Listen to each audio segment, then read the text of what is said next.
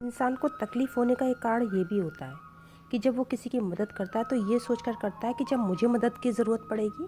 तो सामने वाला मेरी मदद करेगा, और जब ऐसा नहीं होता है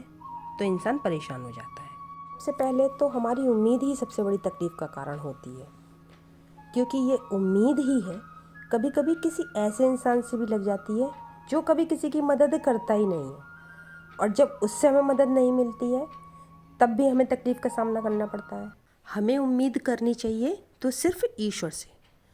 क्योंकि अगर हमें किसी की मदद करके शांति महसूस हो रही है तो हमें उसकी मदद करनी चाहिए तो सिर्फ अपनी आत्मा की शांति के लिए। ये सोचकर नहीं करनी चाहिए कि जब हम उसकी मदद करेंगे तो लौटकर वो भी हमारी मदद करेगा। जब हम किसी की मदद करते हैं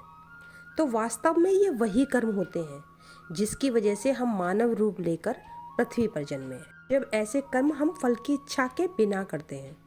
अर्थात जब ऐसे कर्म हम ये सोचकर करते हैं कि इन कर्मों के बदले जो फल मिलेगा वो हमें ईश्वर देंगे भी या नहीं देंगे, ये भी उनके ऊपर निर्भर करता है। सबसे पहले तो ऐसे कर्म केवल वही मनुष्य कर सकता है जिसका विश्वास ईश्वर के प्रति गहरा होगा,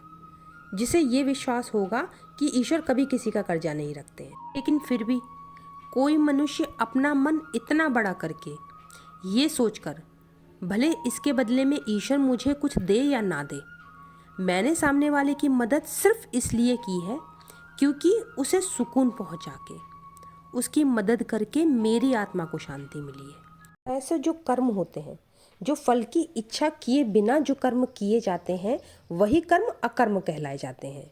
और अकर्म करने वाला प्राणी ही आध्यात्मिक रास्ते पर उतर सकता है। जब तक कोई मनुष्य फल की इच्छा किए बिना कर्म नहीं करता है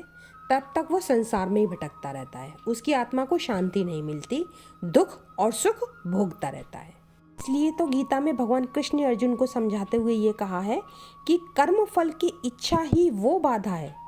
जो मनुष्य को अपने मार्ग से भटकाती है।